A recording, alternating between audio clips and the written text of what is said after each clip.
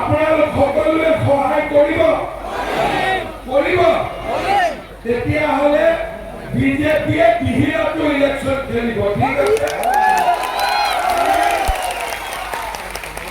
দ্বিতীয়টি ইলেকশ্যন আহিলে আগষ্টত ইলেকশ্যন হ'ব আৰু আমি বিহিৰাটো এইবাৰ ইলেকশ্যন খেলিম।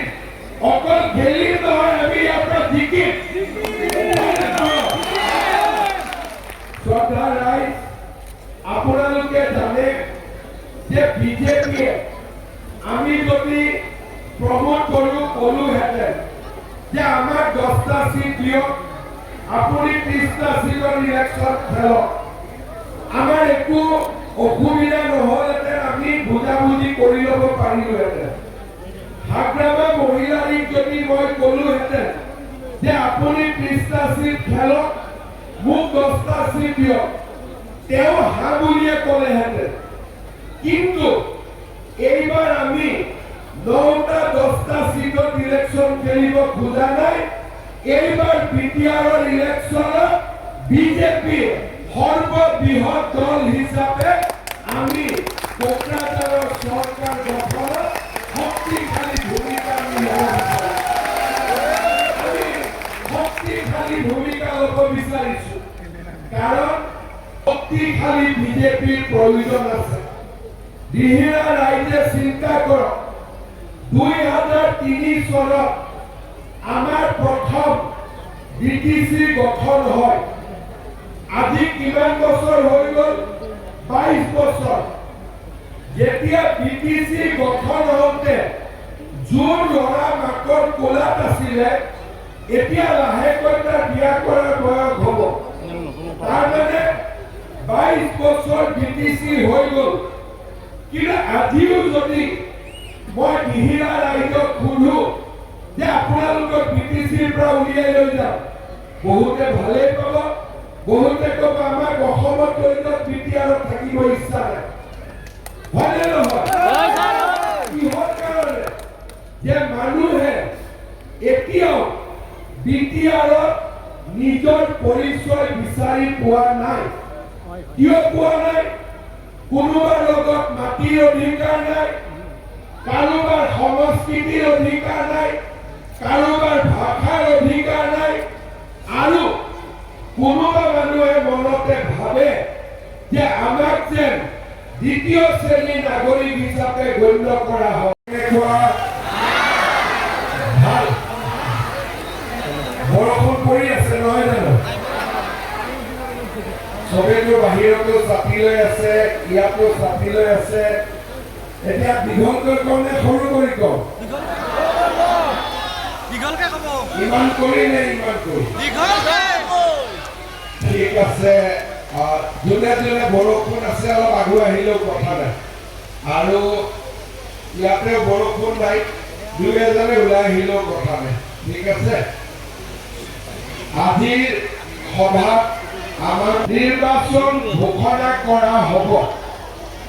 এইবাৰ ইলেকশ্যনত বিজেপি দলে কিমান সিটত ইলেকশ্যন খেলিব আৰু খেলিব নে নেখেলিব, এই বিষয়ে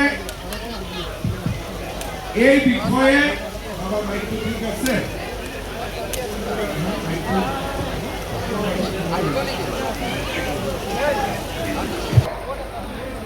ঠিক আছে।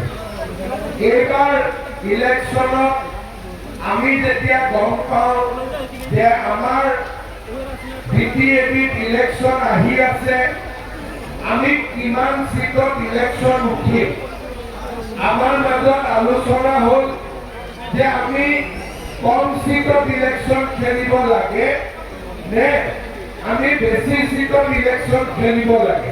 ইলেকশ্যনৰ আগতে বিটিআৰত গোটেই কেইটা পৰিষদীয় সমষ্টি আমি নিজে যাম।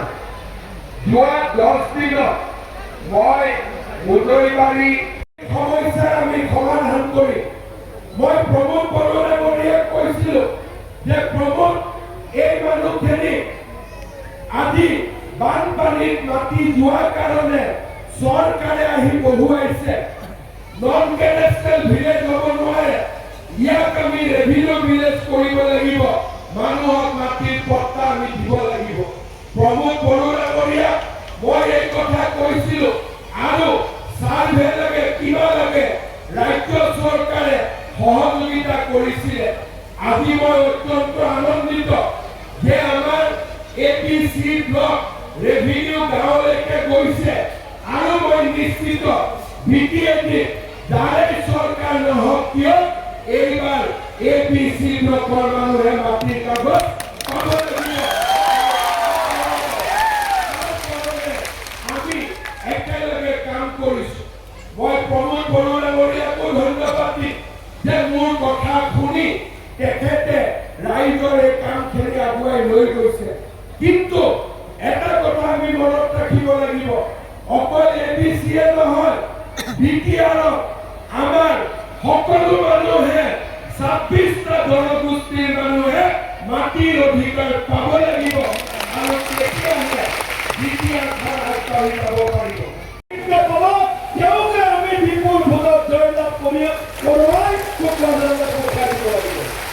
সেইটো আমাৰ প্ৰধান লক্ষ্য সেইকাৰণে আমি সদায় বিজেপিক কওঁ প্ৰত্যাশী অনেক অৰ্থাৎ ক্যান্ডিডেট বহু কিন্তু প্ৰত্যাশা এক আমাৰ আশা আমাৰ লক্ষ্য আমাৰ সংকল্প এক আৰ সেই সংকল্প হয়েছে পদুম ফুলোৱাৰ সংকল্প গতিকে পদুম ফুলোৱাৰ কাৰণে প্ৰতিগৰাকী কাৰ্যকৰ্তাই নিজৰ মাজত সকলোৱে মিলা প্ৰীতিৰে থাকি লাগিব আৰু এই চেগতে মই মাননীয় মুখ্যমন্ত্ৰী ডাঙৰীয়াক আহ্বান জনাইছো অসমৰ বিভিন্ন প্ৰান্তত যেনেকৈ আপুনি যে এই উচ্ছেদ অভিযান চলাইছে বিটিআৰতো ইলেকশ্যনৰ পিছত যিসকল লোকে আমাক আগ্ৰাসন কৰিবৰ কাৰণে আমাৰ এই বিটিআৰত বহিছে সেইসকল লোকৰ বিৰুদ্ধেও বিটিআৰতো উচ্ছেদ অভিযান তেখেতে চলাব লাগিব